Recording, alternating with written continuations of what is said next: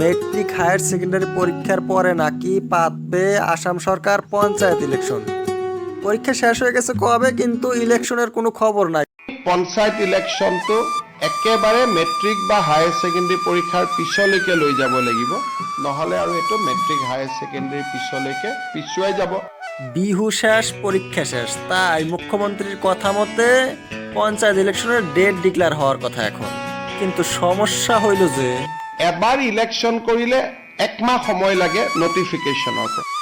বিশেষকৈ বিধানসভাৰ নিৰ্বাচনৰ আগে আগে কোনো চৰকাৰে পঞ্চায়ত পাতিব নোখোজে। আর আসামের যে ফ্লাড বন্যা সারা বিশ্বে বিখ্যাত, এই বন্যার সময় তো কয়টা ভাতই খাওয়া যায় না, ঘুমানোই যায় না। আর এই বন্যার মধ্যে ইলেকশন কিভাবে হবে? মে জুনে বন্যা স্টার্ট হয়, তাৰ পিছতো বানপানী আহিব বা বানপানী থাকিব, কি পৰিৱেশ হয় আৰু এতিয়াই ক'ব পৰা নাযাব।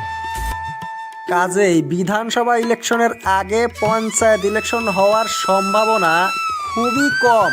2026-এ বিধানসভা ইলেকশনের পরে হবে এই পঞ্চায়েত ইলেকশন।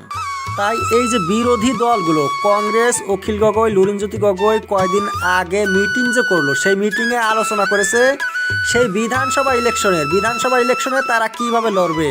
পঞ্চায়েতের কিন্তু আলোচনা একদম করা হয় নাই, কারণ ওনারা বুঝতে পেরেছে যে পঞ্চায়েত ইলেকশনের গ্যারান্টি নাই, একমাত্র গ্যারান্টিওয়ালা ইলেকশন হয়েছে বিধানসভা ইলেকশন। পঞ্চায়েত ইলেকশন ছাড়াও দেশ চলে। মেঘালয়ের মধ্যে পঞ্চায়েত ইলেকশন নাই, আসামের বিটিএডিতেও নাই পঞ্চায়েত ইলেকশন। আর পঞ্চায়েতে হয় অনেক দুর্নীতি, অনেক দেওয়ানি থাকে, তো সবাই কিছু কিছু করে খায়, তারপরে কাজ করার আর টাকাই বাঁচে না। 1 কিলোমিটারের রাস্তা 150 মিটার কাজ করে পুরা রাস্তার টাকা ওঠায়।